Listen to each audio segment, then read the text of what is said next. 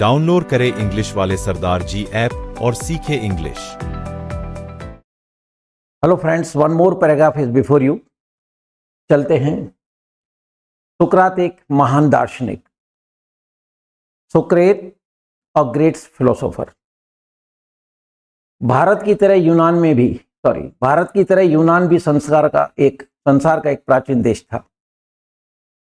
Like India, यूनान was also an ancient country in the world.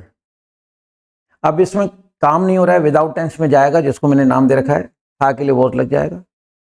तो like India, यूनान was also an ancient, प्राचीन के लिए ancient country in the world. पुराने समय में इस देश में एथेंस नाम का एक सुंदर राज्य था। पुराने समय में, इन ओल्ड टाइम और इन एंशियंट टाइम, इस देश में एथेंस नाम का एक सुंदर राज्य था।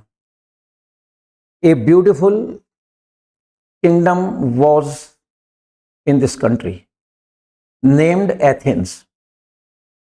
ए ब्यूटिफुल किंगडम, एक सुंदर राज्य था in this country named Athens. इस नगर में महात्मा सुकरात का जन्म हुआ था। ग्रेट सुकरात was born only in this city. ठीक है, इस नगर में इसका जन्म हुआ था। मैंने पहले ही बताया था कि जब जन्म की बात आ जाए, एक बच्चे का जन्म में वॉज बोर्न, एक से ज्यादा होते हैं, वर फिक्स है ये। सुकरात के पिता एक मूर्तिकार थे। सुकरात फादर वॉज ए स्कल्प्टर। काम नहीं हो रहा है, विदाउट टेंस में जाएगा थे के लिए। अब सुकरात के पिता एक मूर्तिकार थे आ रहा है, लेकिन वर नहीं, ये रिस्पेक्ट में थे लग रहा है, लेकिन इंग्लिश के अंदर वॉज ही आएगा, because subject is singular.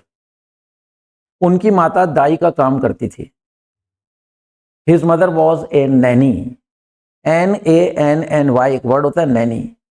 Naini बकरी को भी कहते हैं और नैनी का मतलब दाई भी होता है। His mother was a Naini. सुकरात ने साधारण शिक्षा प्राप्त की।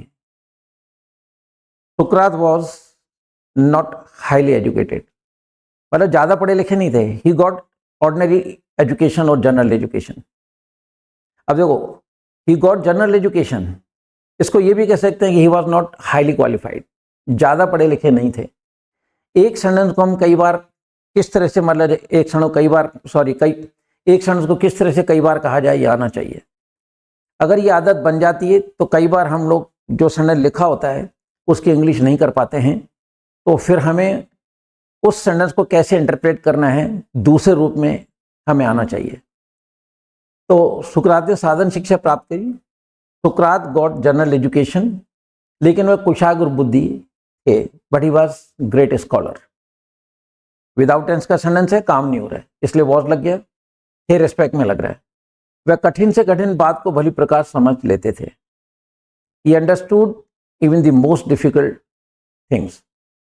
कोई भी सिचुएशन आती उसको आसानी से समझ लेते थे। वह कठिन से कठिन बात को भली प्रकार समझ लेते थे। He understood the most difficult situations और things whatever were before him, और सही हल बता देते थे and got the right solution because he was a thinker। उन्होंने लोगों के जीवन में सच्चाई, ईमानदारी और भलाई भर दी। he filled truth, honesty and goodness in people। भर दी पास्ट टेंस का सेंटेंस है, filled सेकंड फॉर्म। सुकरात ने अपना सारा जीवन गरीबी और कष्टों में बिताया था। Socrates spent his whole life in poverty and hardship। वही पास्ट टेंस का सेंटेंस है, सेकंड फॉर्म। अंत में न्याय और सत्य के लिए भी उनको मृत्युदंड दिया गया। In the end he was sentenced to death for justice and truth. Friends, English साथ में है, आप देख रहे हैं।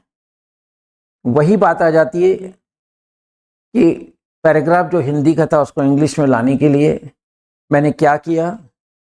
Nothing is special. Number of times I have told you to be fluent in English is not a poker, not a bugbear, is not difficult task. लेकिन इससे छुटकारा पाने के लिए करना क्या है, ये सोचना जरूरी है और राइट कोर्स की तरफ जाना जरूरी है। और वही कोर्स आपके लिए फ्रूटफुल होगा जो आपको सच्चाई के रास्ते पे लेके चल रहे हैं। यानी ट्रांसलेशन पे आपको मास्टरी कर लेनी चाहिए। ये चीज़ इस सीरीज में आपको समझ में आ गई होगी। तो friends, this is the way to translate any sentence. और अब सेंटेंस को बनाना आएगा तो उससे पैराग्राफ बनेगा इन इंग्लिश। सोचिए। जय हिंद।